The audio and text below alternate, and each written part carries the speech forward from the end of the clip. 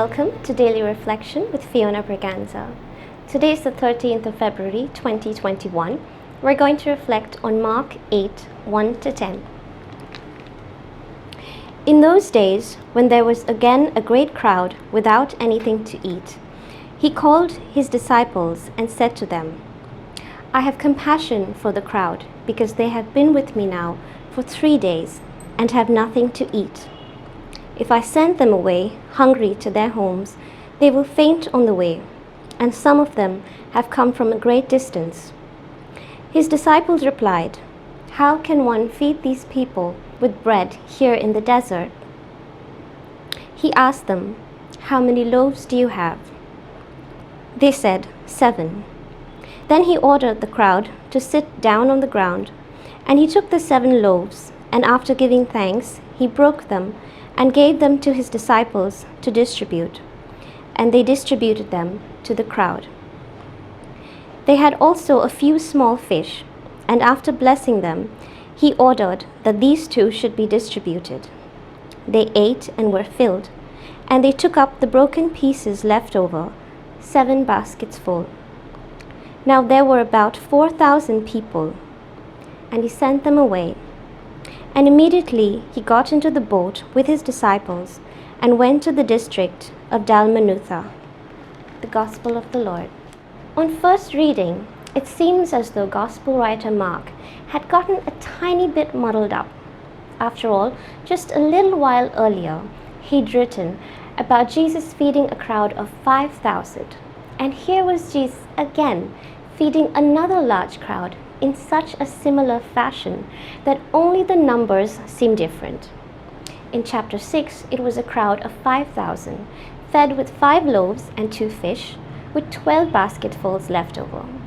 Here in chapter 8, it's a crowd of 4,000, fed with 7 loaves and a few small fish, with 7 basketfuls left over. Even the method that Jesus follows to work these miracles is almost exactly the same, right from the question he asks his disciples at both times. How many loaves do you have? So is this the same story? We may think so, but there are differences when you look for them. So let's look and see why Mark thought he needed to include both of these miracles in his story. In the miracle of the feeding of the 5,000, it is the disciples who go to Jesus when it gets dark. But here's what they say to him. Send the people away so that they may go and buy something for themselves to eat. And when he tells them, you give them something to eat, they respond with, Are we to go and buy 200 denarii worth of bread? You can sense the frustration in their voices. They're poor men, so it's like asking, do you expect us to buy $100,000 worth of bread? They're incredulous at what he's asking them to do because they had just come back from a tiring mission and tried to go to a deserted place to rest and eat. But even there, the crowd had followed them to listen to Jesus. They had been working non-stop to cater to the people, and it was perfectly logical for them, as it sometimes is for us, to think, Lord, you can see I'm tired. I'm hungry, and I've already given so much of myself. If I have to give any more, what will become of me? Have you had any of those moments? But Jesus tells us what he told the disciples then. Check your pockets, buddy.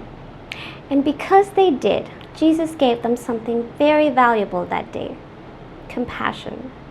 And he continues to teach them by example to exercise this compassion.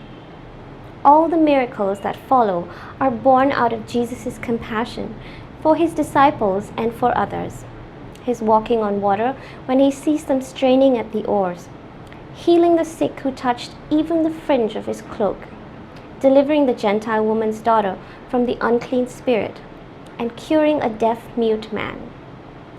So when it's time again to feed a large hungry crowd, the disciples don't ask Jesus to send them away.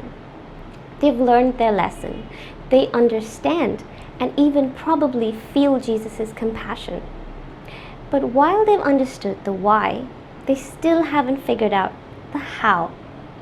Despite all the amazing miracles that they have recently witnessed, they're still limited by the logistics and ask Jesus, how can one feed these people with bread here in the desert? What they're asking is, how can anyone feed these people? But Jesus wasn't just anyone. He was the one. All he needed was for them to reach into their pockets with compassion, and he would provide.